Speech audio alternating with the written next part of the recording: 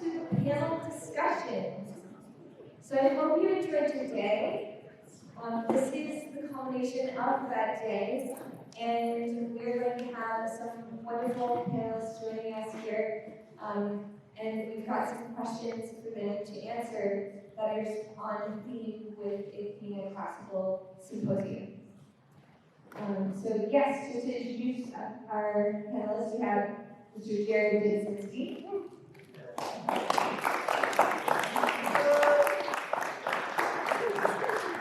We have Mr. Trent Kramer.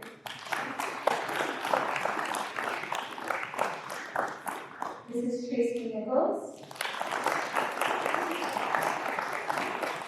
And Mr. Gregg. Excellent. All right, well, let's dig in. So, my first question for you is that today's event was all about deep learning. Deep learning that inspires good conversation. Did you happen to partake in any conversations today that you found particularly remarkable?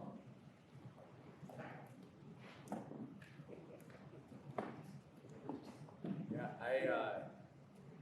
I had the privilege of sitting in on Dr. David Rothman's talk about poetry, English verse.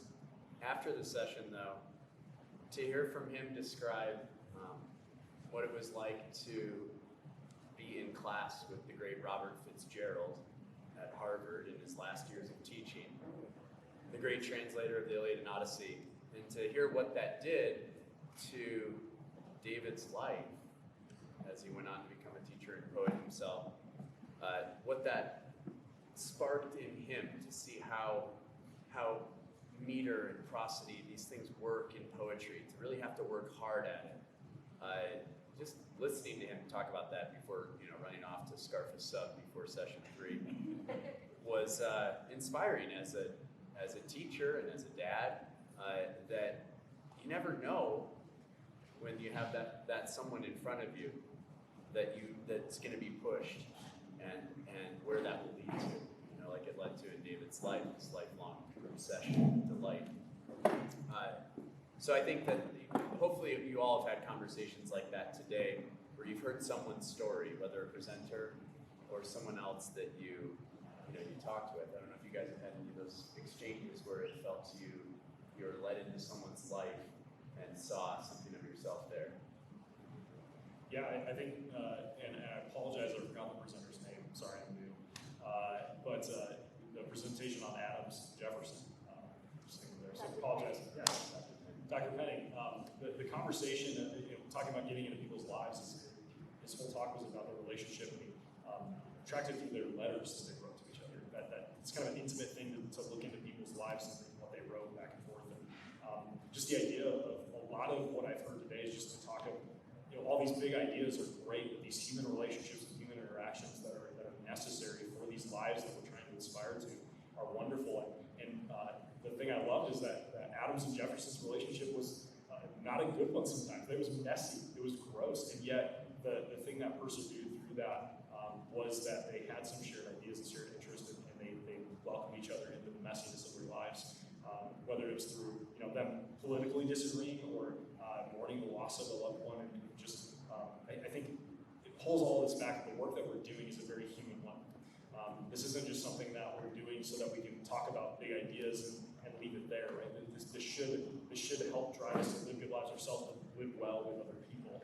And there's a reason why the idea of living a good life is always tied to how we live with one another. You brought the idea of politics, right? Not like we view it today, but the idea of how we should interact with one another, live together in a community was just, I think, a really just good reminder of why we do all of this in the first place. So, thank you very much. I was just thinking, at lunchtime today, we were talking about your presentation this morning with the shack era and how as teachers that you leave a path for your students to follow. And that was pretty cool. Also, what I really appreciate about this whole day is that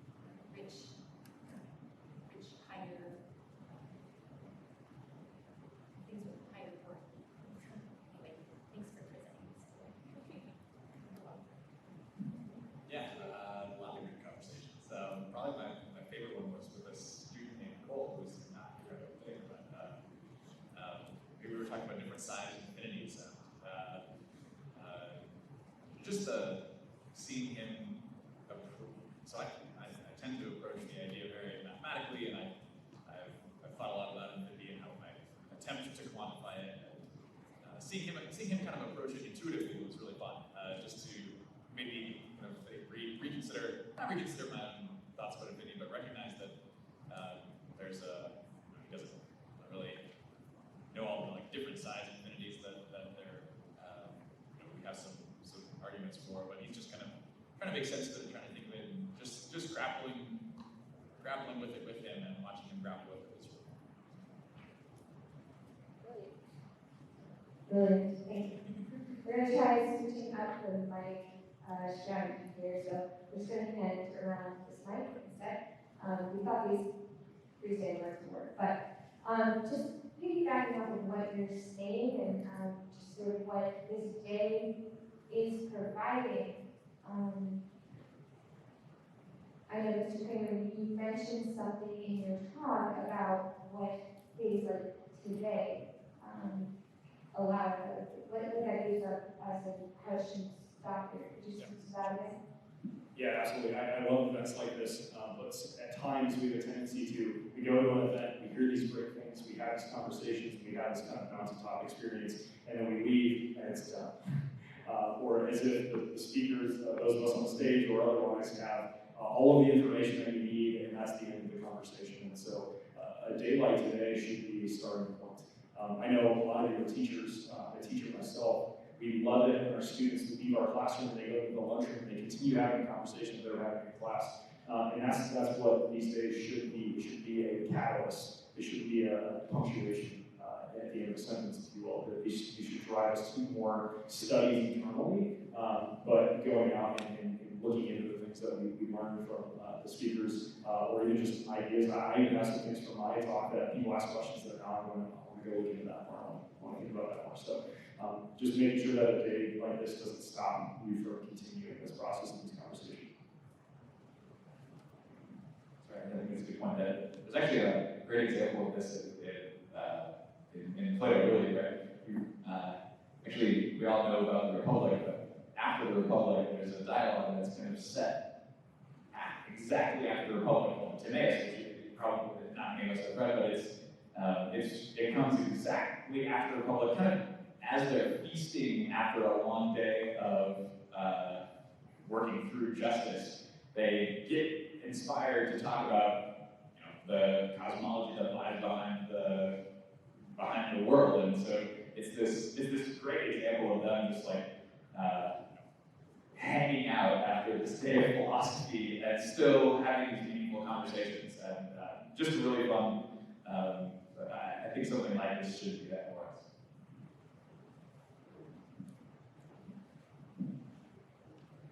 I think talking about stuff can get dangerous.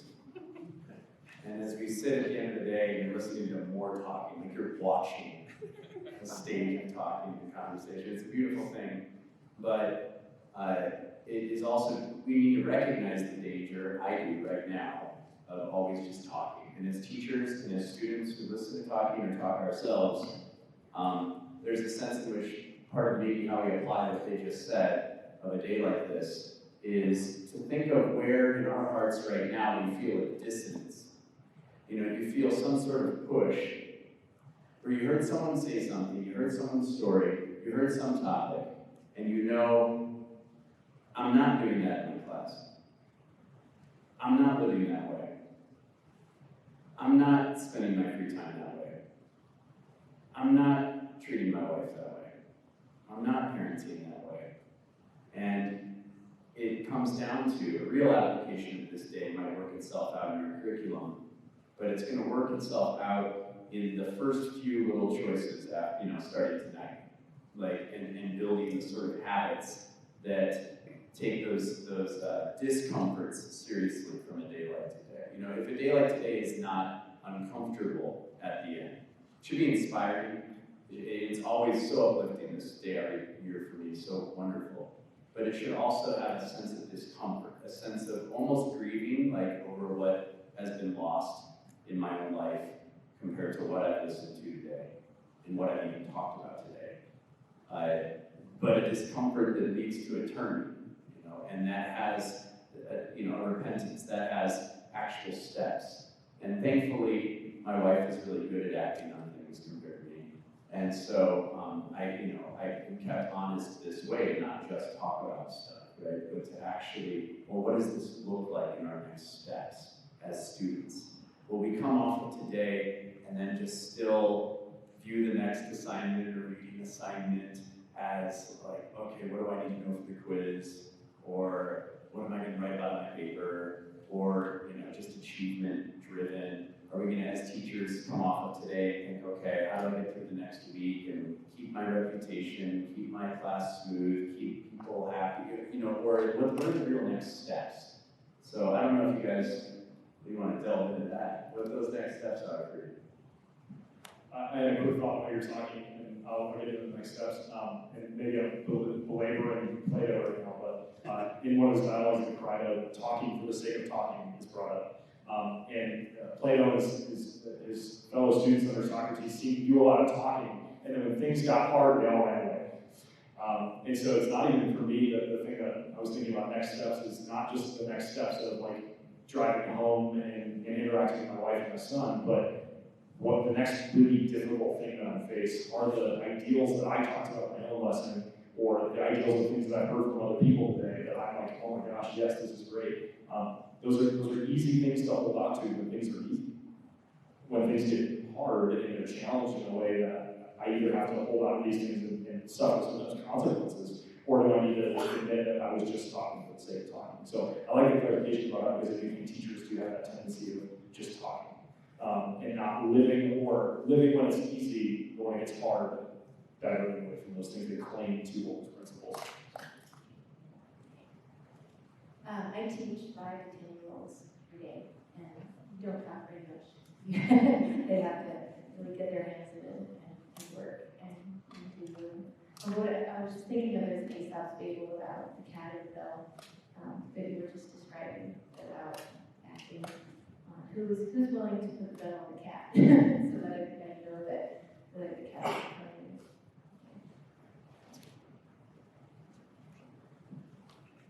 Yeah, I think this happens a lot in relationship, and so when we encounter someone else, like how do we treat them?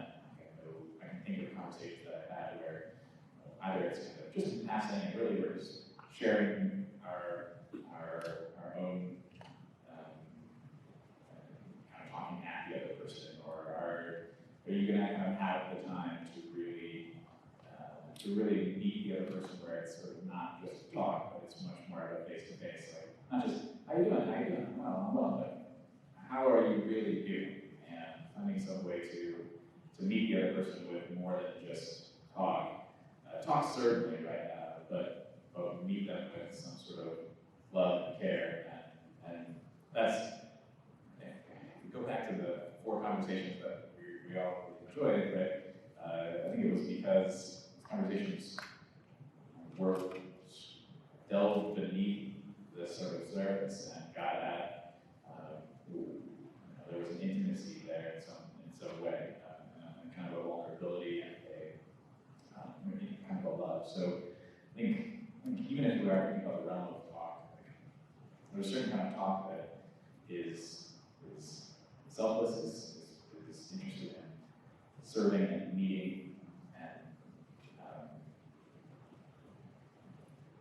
seeking intimacy with the people that we meet. Mr. Gregg, I think we're touching on where I might go next, and this idea of habits. One of you brought up habits. And we have these conversations, and talking about virtue, and so I just talk about, and we talk about how to have virtue truly, you must have a habit of that virtue. Well, how do you get started making a habit of something like this?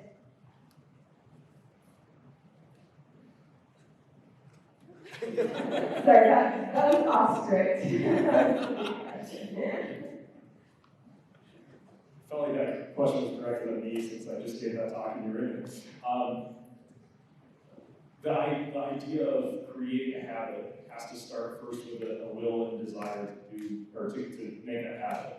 But that desire alone is not in and of itself going to push you past those hard times when building habits are hard, right? There's a reason why so many of us struggle with exercising regularly.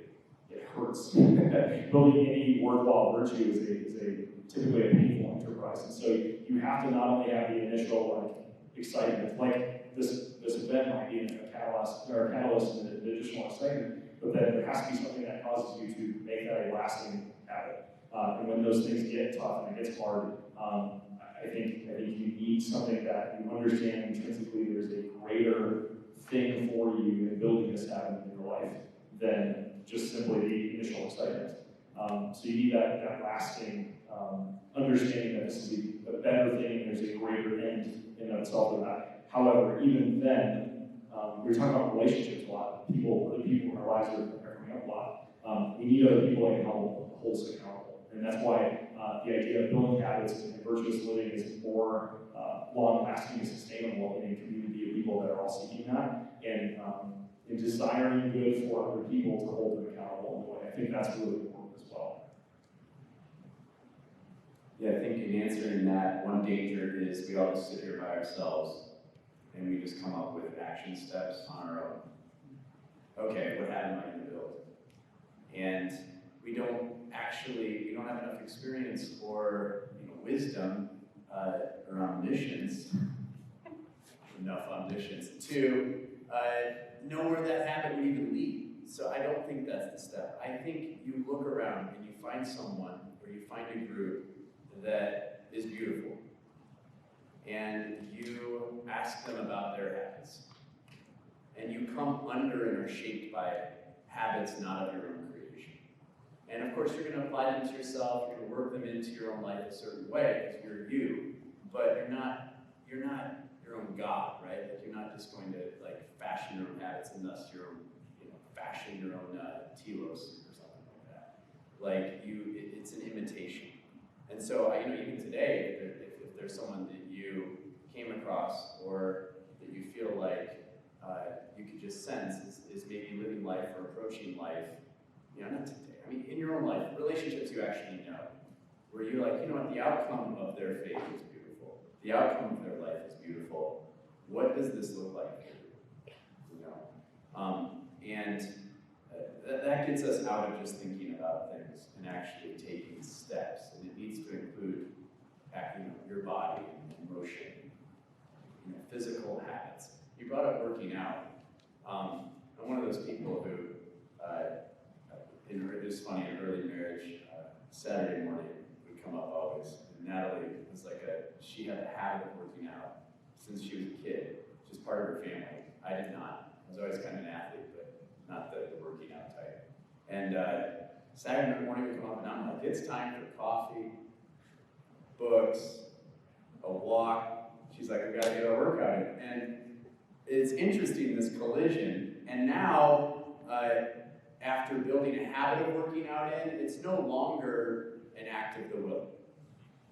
And that's the thing that gives hope about habits, is that we think that it's always going to be an act of the will. And if we are honest with ourselves about things like virtue, we know deep down we don't have it. We're not cut out for a continual triumph of the will every day.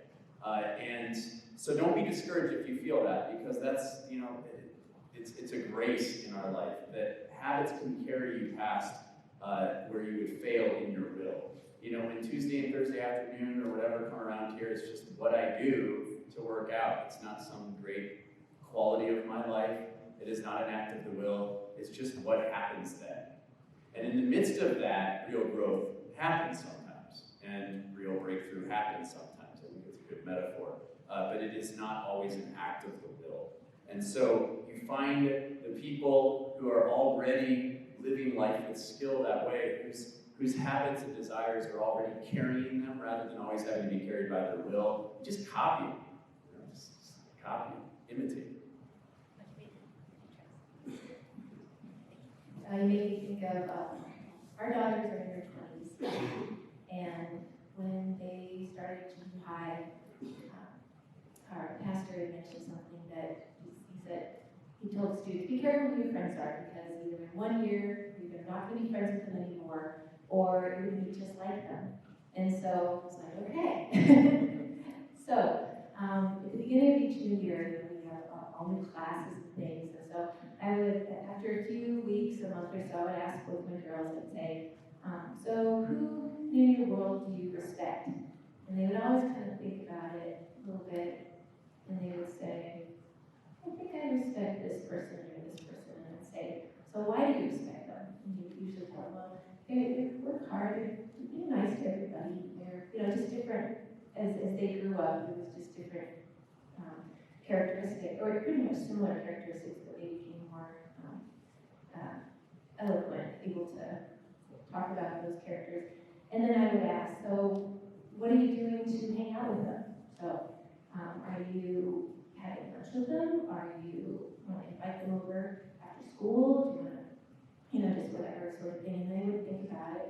And then I would mention it a few more times over the next few weeks. And then they would start nurturing these friendships with people they respected. And the really cool thing was when our oldest daughter went to college, she, after her first year, she said, Mom, I watched the first month in the dorm. Who do I respect?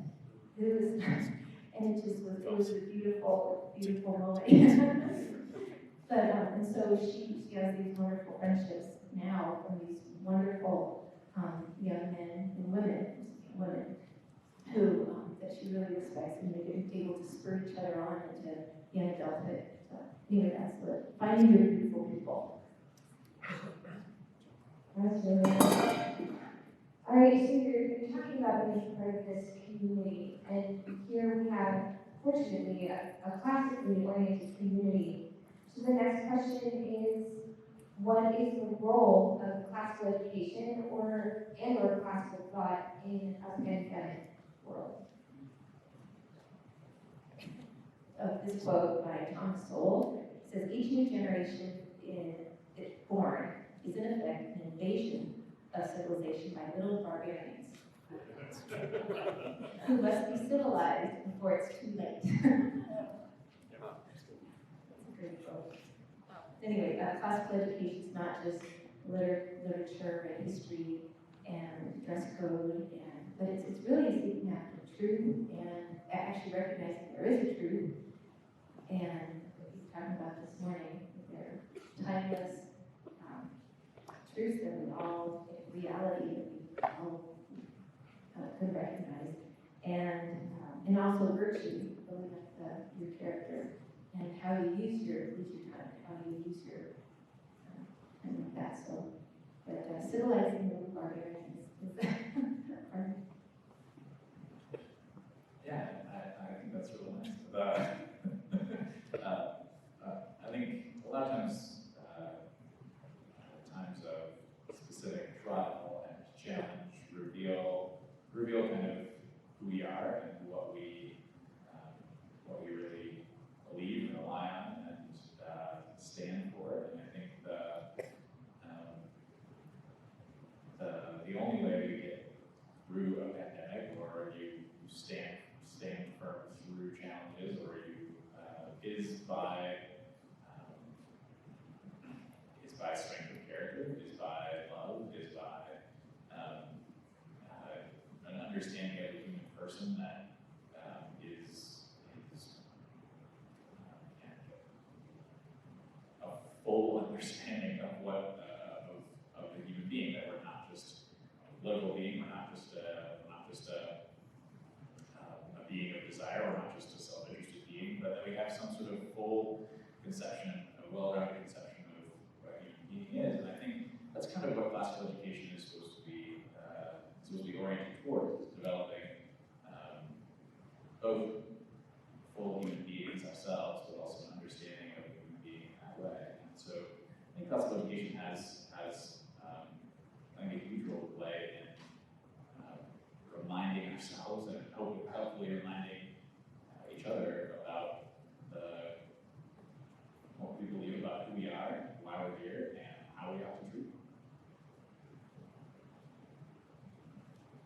yeah, I mean, I'm gonna totally steal from C.S. Lewis here, but he wrote a piece called Learning in Wartime.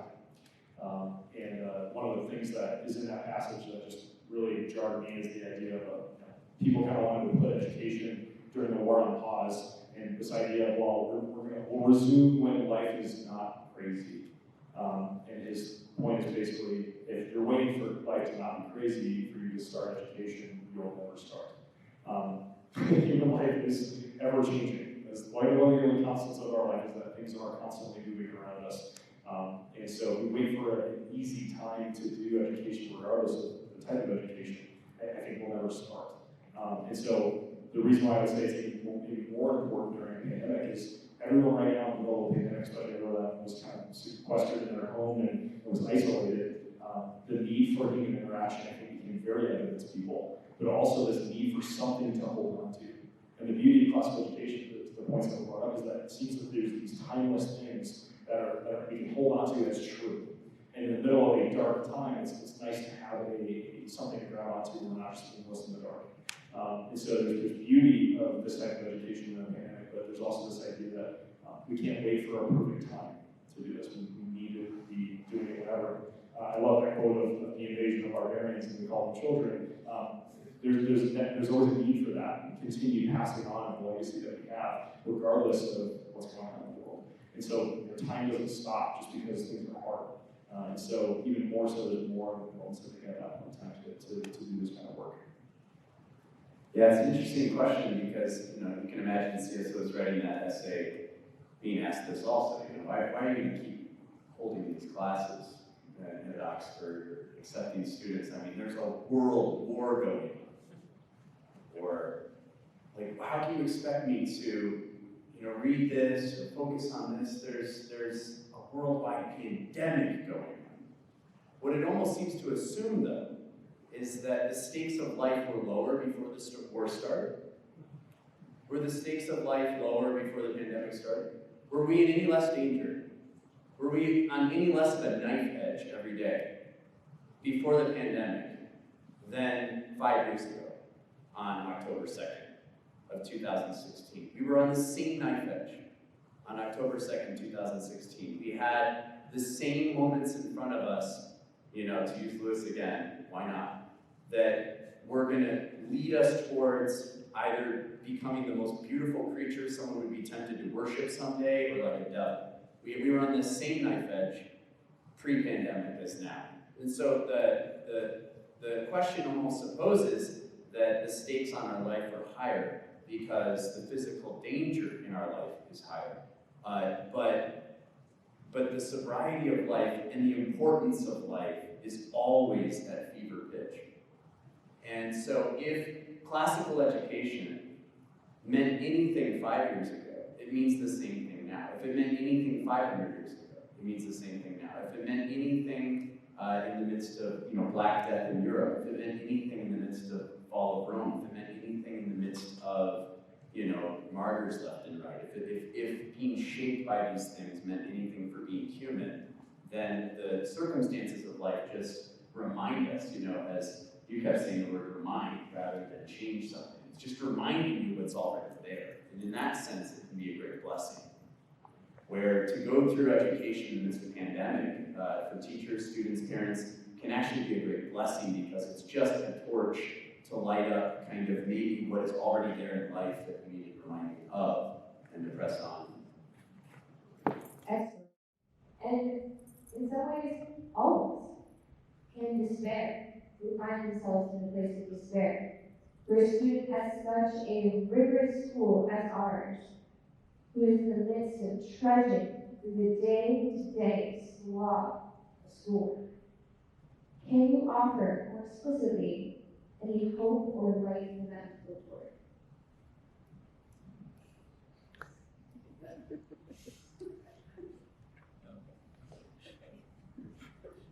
Okay, I think my husband and I had this discussion the other day about constraint and freedom.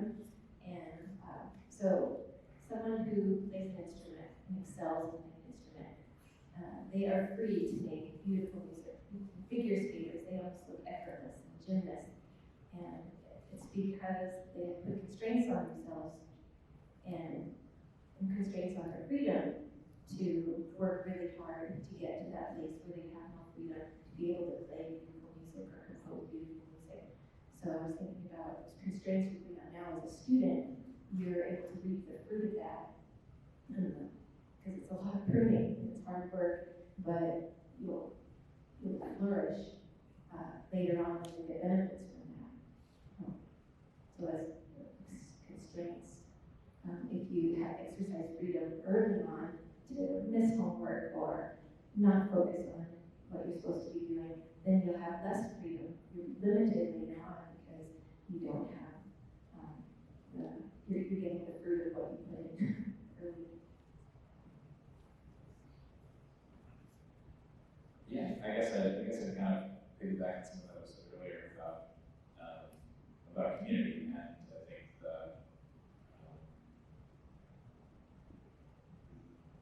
drudgery with a friend is much less drudgery, and drudgery with a helpmate is significantly less drudgery. And I think there's if we truly are a community that the kind of community that we claim to be, then there should be many of us who are A, in the same boat, B, want to help and walk with each other through some dark times. And I don't think there's anyone here in this room who would say, I've never felt some kind of hopelessness or I've never felt some kind of despair. And actually, there's this image of kind of the dark night of the soul, like, or even just kind of the idea of the comedic trope in general comes to mind, and that sort of the descent often, the walking through that actually prepares one for some sort of ascent. And I think if you're in that boat, not even yet, when you're in that boat, right? Look to those around you. Find someone to talk to. Go talk. If you're finding a class particularly drudgerous, go talk to the teacher about it. Say, I'm finding this drudgerous. Can you help me? And I mean, you don't have to say it like that, but have that conversation, right? Talk to your friends, talk to your classmates. Say, struggle with somebody, and I think that's yeah. I would hope that a community that's interested in the kind of things that classification claims to be would be the best place in which to feel hopeless, because it is a place of love, a place where hope dawns new in the morning, really. Yeah. When you're talking about the idea of giving people hope, my brain shot to 7th grade girls, and the only hope I can give them is that this is the worst time in relationships of your life. And women are not always going to be 7th grade girls. They mature. 7th grade boys, exactly the same as they are when they're 40. Can't give the same hope. Truth. I think John brought up a good point. This idea, if the Western world and its philosophers and religions have taught us anything, is that we are not made in such a way that we are meant to do this alone. And I think that when we're in the worst kind of states of mind in our lives, we're usually self-isolated. And we kind of wallow in our own self-pity into a dark place, and we do that by ourselves. And I think that the idea that we're not self-sufficient, the idea that we need other people in our lives, is something that I think we talk about often. I love that schools don't let kids just sit on cell phones all day, right? Or just put on an iPad, just sit and have conversations with each other. We're trying to show them that these meaningful human interactions are what can bring joy into their life, even in the midst of some of these horrible times. I mean, the messiness of human relationship is going into someone's life and joining in with them in the mess and helping them walk through that is a beautiful thing. I think as a culture, we don't do that very well, right? I live in a neighborhood where half the people, they open the garage door, they drive in the garage, they shut the garage door, and we never see them. And that's just not typically how it's been done in other cultures. And so being willing to get into people's lives, even in the midst of the messiness. And so to help show students that this is not something that they ought to do alone, and that there is a community of people that want to dive into that messiness with them is an encouraging thing. And I've seen that happen, and it's a beautiful thing when kids realize, like, you actually care about me? That's interesting. And I think especially so for young adults, that's a hard thing. We think that no one cares about us, that we have to do this alone. And that's where I think the most oppressive kind of fuel comes. And it's freeing when we realize we can be intimate with someone else, we can be vulnerable with someone else, and they're not just going to, stab us in the back. They're going to be there to walk through that with us. So it's a beautiful thing that I think this type of education teaches the human elements of these relationships are really important. Part of what should separate a classical community is that the like guiding metaphor of journey. You have drudgery, but you have to have an end. And so, like, together we have to hold fast to there actually being an end. And I think this is even one of the questions coming up. Figuring out what that end is. Because otherwise drudgery is just drudgery. And there are those worldviews where it's like, no, life is drudgery. No follow-up. It's just, and you just stay there. And then you just have to learn to, I guess, be heroic in the drudgery, or like do something that makes you sung about after when people are in their own drudgery. But there's never some goal. There's never hope. And so I think in what we teach, in how we live, in the stories that we tell, the stories that we study, the science that we do, the math that we do, there has to always be those Beatrice breakthrough moments, right, of inspiration or light, where this isn't the whole story. Right? This isn't all there is. I love that you brought in Dante, because you guys are making me think of that whole journey there. Brilliant. So,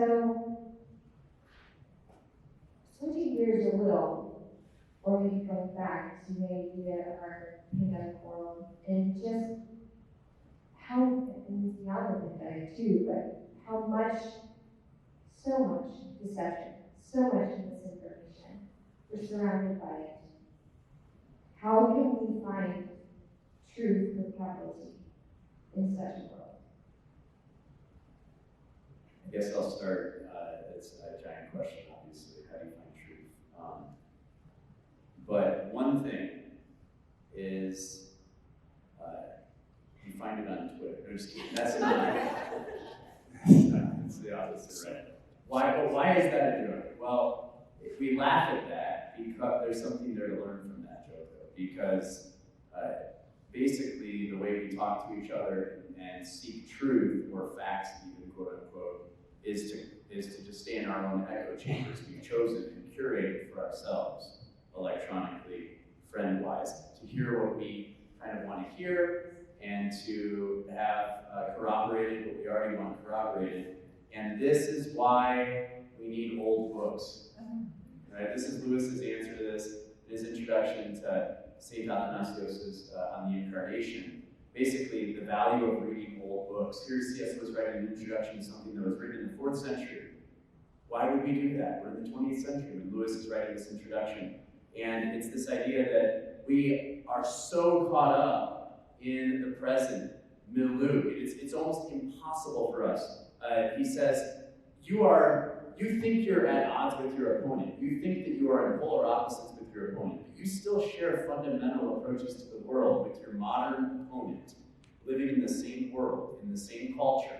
You guys are closer in how you're pursuing things than people from past ages. And so even with your opponents, you're not getting an alternative viewpoint sometimes foundationally. You've got to go back, right? And Lewis says it would be just as valuable to read books from the future than just harder to get. You know? And so, but you go back to where it's not approaching these things from your own suppositions, and it can be this sort of breath of fresh air that can be jarring to get outside some of that misinformation. Right? This is why classical school, this is, we can't abandon these things in the name of relevancy or whatever, contemporary events or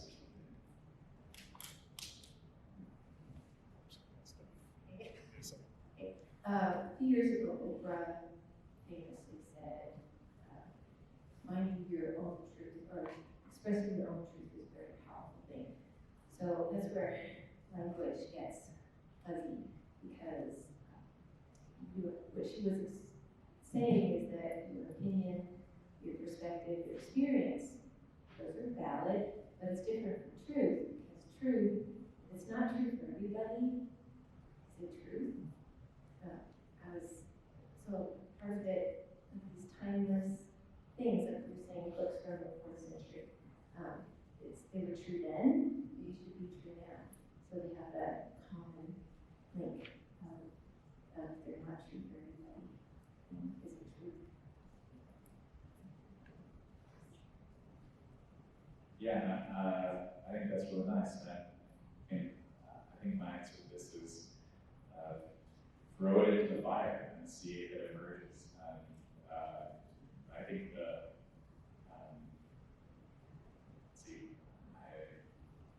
I remember some of my grad school classes where we would get asked a tough question, and someone would say, well, for me it's this way. And someone would say, well, for me it's this way. And someone would say, well, for me it's this way. And we go around in a circle, and we'd all say what our opinions, and we kind of let it sit there. And there's no testing, there's no bringing the opinions into conflict with one another, there's no thinking about how they apply to different situations, there's no trials, there's no, if you think you have an idea that you think might be true, bring it into conflict with other ideas, bring it into, see what implications are of that idea, and then trust that truth will survive the testing, will survive, if it's really true, it's something that emerges from that.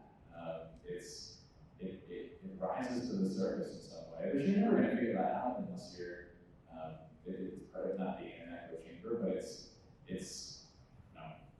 you have to be in some ways vulnerable with that opinion, and you have to be willing to bring the conversation with those who disagree with you. You have to be able to try to defend it, and if you can't defend it, then you got to be able to keep an open mind and reconsider it and modify it and say, well, it didn't work here. Why not? What's different about this?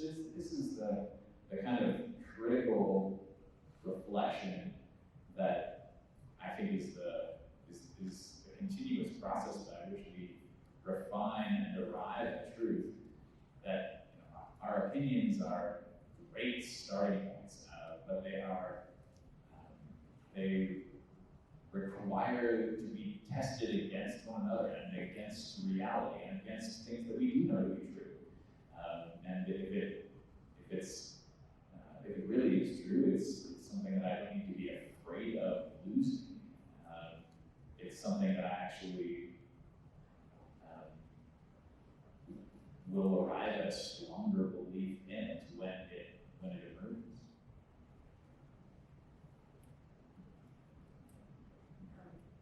Some other thoughts, I have to write things down because I figured I'd get a little shell-shocked with other people. So your truth, the whole idea of your truth underlines the idea of they're common facts. There's objective reality. And so truth can't be relative, otherwise it is just opinion and perspective. And it must be a truth for all people. But the tricky part is that if anyone doesn't hold your truth, then they must be wrong, or it's like my truth or else. That's where things get tricky. But truth can't be relative, it must be true for all people. And your truth and my truth shouldn't conflict each other, because it should be true for everybody. If it really, to basically define what truth is, it's just looking at reality. Yeah, I think my tendency would be to turn the TV off, never read an article, and just read content. Or just read, Herodotus, or just, and I think in a way those things can become their own sort of echo chamber. I think at some point in time we do have to emerge from the comfort of what I like and what I feel like has been tried and true and tested, that I don't have to test myself, and I can just kind of sit in that and enjoy that. I think there were 2 points that I kind of heard that I was thinking through as well. We have to be willing to test things ourselves, and to do that we have to be okay with admitting the fact that I don't know something at first. I have to be humble enough to think that I might be wrong, And I think most people are not willing to go into a conversation and throw everything out on the table and go, this might not be correct. This is what I think now. It might not be what it is. And, having an open mind is something that is good. That there might be someone that knows more about this than I do. And so I have to be willing to admit that I might not have the answer. And then the danger there is we'll just have an open mind and get to that point of kind of what is relative. And the danger there is that we're never closing our mind on something and proving it as this is true, and then living our life according to that. So I think the encouragement I would make to myself, and hopefully to you, is that we have to be humble enough to lay things out and say, I might not know them, but courageous enough to test other people with what they're saying, and not just genuinely accept whatever we hear from whatever echo chamber or book, even if it's old, that we just want to accept, because I think there's dangers on both of those cliffs that fall off. So what I'm hearing from you is perhaps it's maybe not as important to obtain the truth as it is to seek it, and have a certain posture as you're seeking it, being humble. Sorry, yeah. I think if we can assume that we can obtain certain truths, then we think that there's like a gap on it, right? And then there's an arrogance to that of I know the truth, so listen to me. I think we need to be willing to accept the fact that there are certain truths that in our finite existence we're not going to be able to obtain fully. We can come to know them to a greater degree, but I think we have this understanding, especially in the digital age where technology does a lot of the work for us, and we can know all things. And there are things that in our finite existence we won't be able to know fully. Doesn't mean that we shouldn't seize them. So I do think the posture towards truth as a way of I genuinely want to seek truth, even if it's something that I find the answer I don't like. I should be open to letting that truth do its work with me. And I think we all too often just want to beat people over the head and say, I have the answer, listen to me, you're wrong, and you're my enemy because we disagree. So I think having a posture of seeking truth will also mean that the discussions we have is, my discussion with you is not me to win the argument. We are going to come to a greater understanding together as we seek truth together, if that makes sense.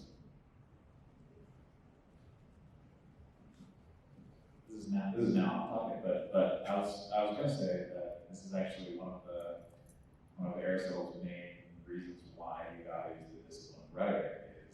There's several reasons, but one of them is that you can argue both sides in order to determine truth. But the assumption there is that one's going to actually take stands on things and be able to imagine something from another point of view and think about the implications. And so being willing to actually engage in the discipline of rhetoric, which it is a discipline, it's an art, but it's also a discipline in that you're not trying to sort of sophistically just convince someone of your opinion, but the idea is that in the process of crafting an argument and engaging in an act of persuasion, you force yourself to imagine that issue from multiple points of view. In that sort of imagination, you arrive at the thing that you yourself are convinced of. Before you do convincing of other people, the discipline of rhetoric is, for Aristotle at least, a self-convincing first, but it's a dynamic self-convincing process. And there are other ways around that truth, but that's at least, that seems to be, that resonates with me as a process by which one might imagine sifting through different perspectives. Thank you. Now, we are running very short on time, practically out of time. Do you have any, just one final thought that you'd like to leave our audience with today? Parting words.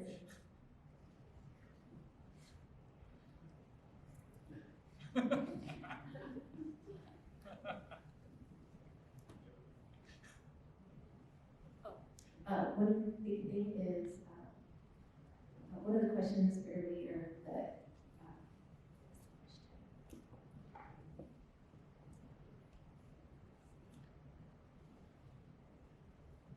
just one of the questions earlier about finding about acquiring beauty. Yeah, I didn't get to that. Okay, yeah, but one of the big things I kept thinking of was gratitude. So just recognizing all of these things to be thankful for. You were talking this morning, it reminded me about just looking around and just noticing this is a special time in life as a student, or a parent, or a grandparent, and just recognizing that this particular season in life, there's so many beautiful things. Like in wintertime, you can just hunker down and stay inside, or you can put on your snow pants and go outside and go skiing or go have fun in it. So there's pros and there's good things and bad things to each season, but finding the beauty in all the different challenges. Even during the pandemic, there's a lot of really, Mr. Churchill has think through like some of the really good things that came out of the pivots we had to do in our family life. And so gratitude was a really big part of that. So that's my. I was actually going to say something not identical, but it feels right to follow that. But, I was going to say that kind of seek out or look for things that are joyful and that are inspiring. I feel like that theme hasn't really been talked about too much today, but it feels that it's a thread that ties a lot of this together. Like, how do we form habits? Really, the way we form habits is we start to take delight in those things. So, looking around you, and one of the things I was expecting to say this morning is just being able to, or seeing is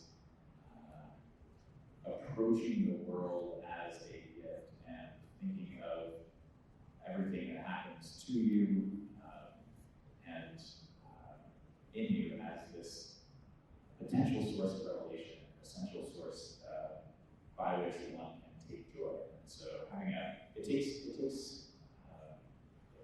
it's sometimes hard to see that, but at some point it's that we just have to open our eyes and start to encounter another person and look for the joy in that encounter another thing, or encounter something that you don't particularly like to do, and looking for the joy to be found in it.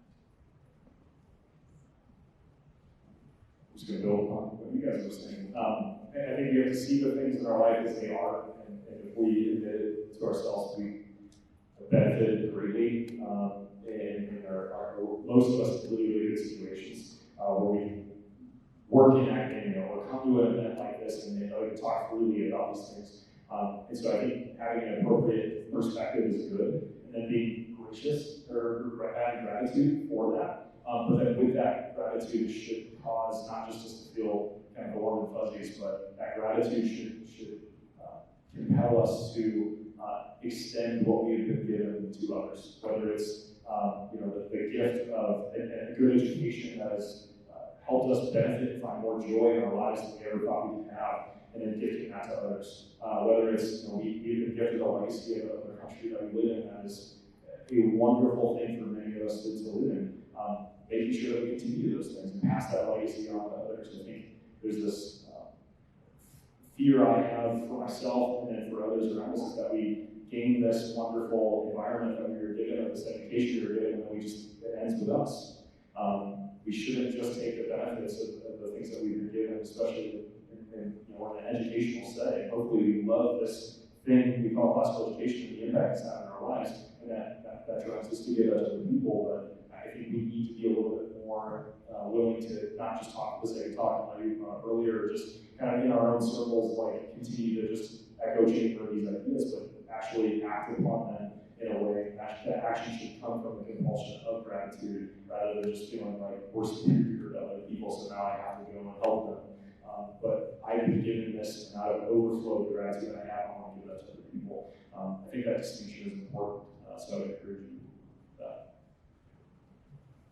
Yeah, all three of you have talked about this posture of gratitude, and I'm glad we're ending the day with that, because as you said, that assumes that the world is a gift. That assumes in the givenness of things. And Chesterton had this great little essay where he has this amazing realization hit him, literally, because he hit his head on a wooden post. And he said, and I saw stars. And he's like, I don't mean literally, because I did. But then he saw stars that I just was rocked by something outside myself. And I can feel it. It was a goose egg, maybe I'm bleeding, like Clearly, there's a world outside of myself that's not of my own creation. I was just slammed by something not of my own creating, and it really mattered. And in a sense, all these moments as we go through life, go back to the givenness of things that we are not ultimately in charge or in control, and they're given to us. And the posture of gratitude recognizes that, and redeems it, and then siphons it to others, like you said, whether it's the talks today or the next hard interaction you have tonight. There's a givenness to the world to receive. We're meant to be receivers, not takers. We receive, we don't take, and then we give. So I appreciate this of that. Beautiful. Before I excuse us all, Tracy Nichols has a special award prize. Yeah, a prize for you guys For stuck someone it out in the all audience. day long here. So I have a okay. Do I hold it? Oh, that's okay.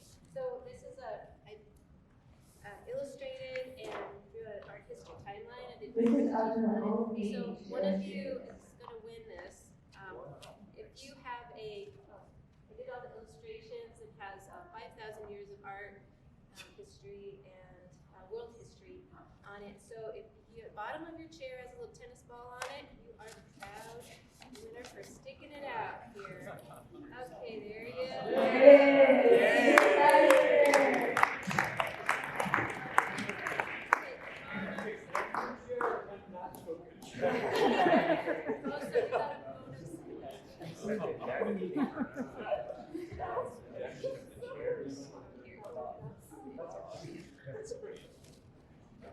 Excellent, congratulations.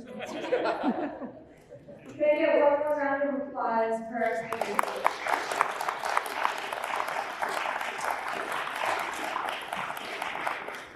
Thank you so much for attending Festival of Ideas. This concludes our day.